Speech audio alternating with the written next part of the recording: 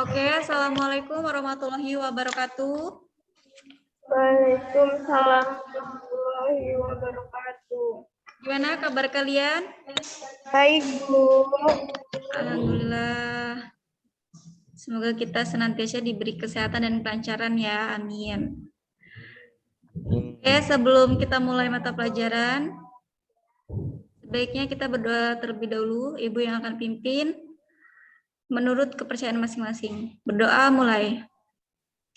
Berdoa selesai.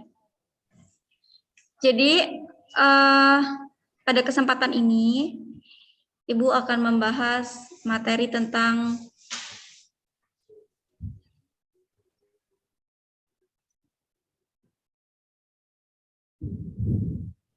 rencana usaha kecil. Jadi ada yang tahu apa itu rencana usaha kecil?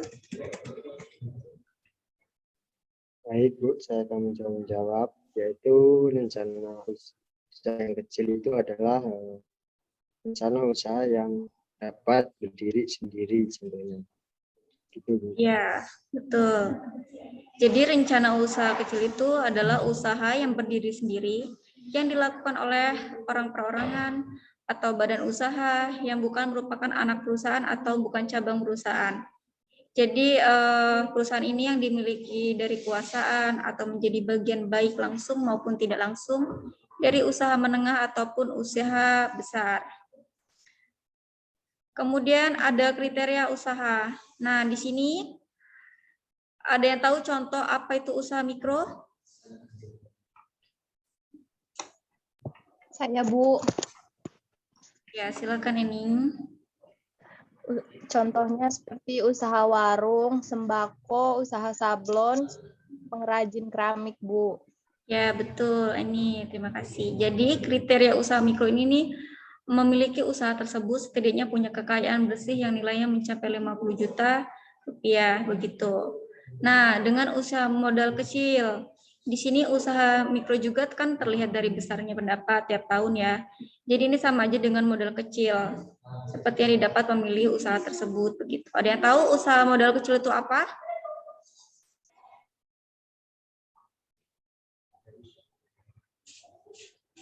Jadi usaha dengan modal kecilnya seperti kalian jasa fotografer atau jasa titip dari brand-brand lokal atau makanan begitu.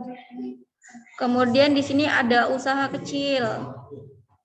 Usaha kecil itu adalah nilai aset yang dimiliki usaha yang bisa mencapai angka 50 juta dan maksimal 500 juta.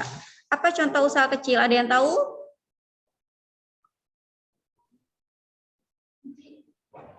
Haji, Bu. Ya, silakan Aji.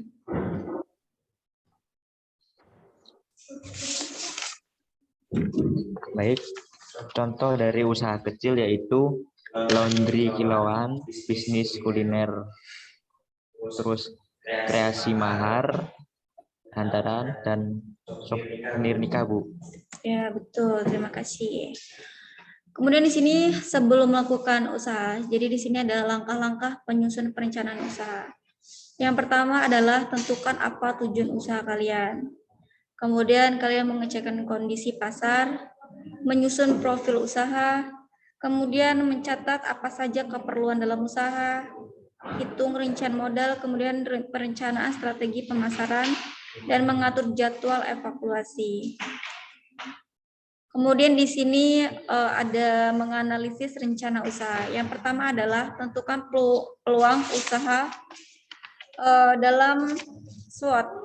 Maksudnya adalah sebuah analisis yang menentukan yang merugikan dalam dilakukan secara keseluruhan mulai dari kekuatan, kelemahan, kesempatan, dan hambatan. Kemudian disebutkan lagi antisipasi ancaman bisnis terlebih dahulu dengan inovasi. Jadi menentukan target pasar adalah yang wajib ya. Yang dilakukan ada baiknya ada target dikatakan tentang umur, pekerjaan, dan peminat. Kemudian ada tentukan target pasar. Terus ada hitung anggaran dana. Nah, jadi hitungan anggaran dana ini yang harus diperhatikan dalam sebuah usaha. yang biayanya juga merencanakan pemasaran kegiatan promosi yang baik. Dan kemudian minta saran dan kritik dari para pelanggan. Jadi agar menambah nilai plus, jadi kalian tuh bisa meminta saran dari pelanggan kalian atau mengasih kotak kecil di bagian depan untuk meminta saran. Dan itu bisa menjadikan nilai plus dan motivasi. Kemudian lakukan evaluasi setiap bulan. Jadi ini dilakukan mulai dari proses produksi, distribusi, pemasaran, dan penjualan. Begitu ya. Sampai di sini ya, dia yang paham? Ada yang ingin bertanya? Saya, Bu. Iya, Nadia, boleh silakan. Baik, saya Nadia izin bertanya. Apa sih manfaat dari analisis peluang usaha dalam sebuah bisnis atau usaha, Bu? Oke. Jadi, manfaat dari perencanaan usaha bagi seorang kewirausahaan yaitu akan memberikan acuan bagi seorang usahawan dalam membangun usaha atau bisnisnya sehingga dapat berjalan atau sesuai dengan harapan dan rencana. Begitu. Bagaimana Nadia? Apa sudah paham? Baik, Bu. Oke, ada lagi yang ingin bertanya? Rina, Bu, Oke, Rina, silakan. bagaimana untuk membuka usaha sesuai potensi daerah kita? Oke. Jadi yang perlu dilakukan adalah kita menggali atau mencari ide yang sesuai sama potensi daerah. Jadi sebelumnya itu adalah membaca buku dan referensi bisnis, aktifnya bergabung di komunitas bisnis, mengunjungi pameran kewirausahaan, berdiskusi dengan para pelaku, mengamati lingkungan sekitar. Jadi bisa langsung survei langsung. Misal kamu buka usaha konter HP ya, jadi kamu bisa langsung melihat ke sana sendiri gitu. Bagaimana Rina? Baik, Bu. Oke, selanjutnya Ibu ada tugas yang harus dikerjakan, yaitu berupa kuis menggunakan aplikasi ya. Jadi sudah Ibu share link link webnya. Kalian bisa mengerjakan dengan menggunakan, tinggal diklik aja ya.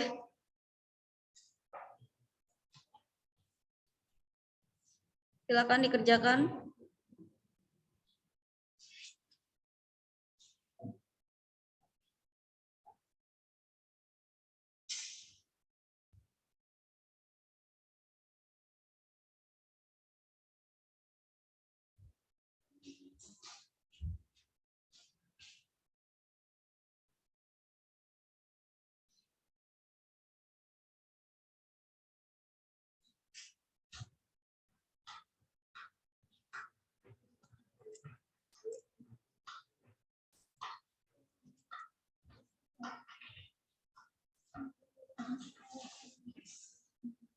Oke, sudah?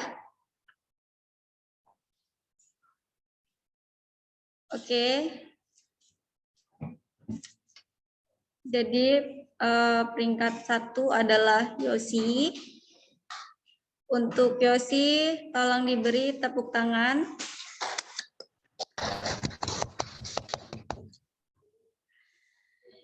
Jadi untuk yang belum mendapatkan peringkat, kalian harus lebih belajar lagi ya.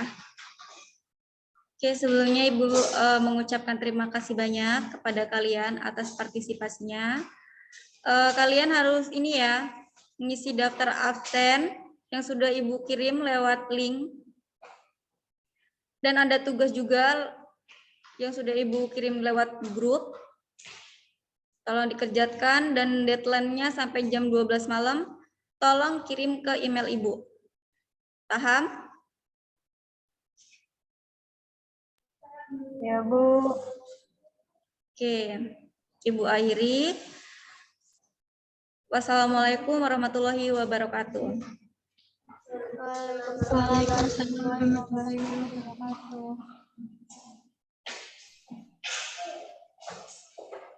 Terima kasih.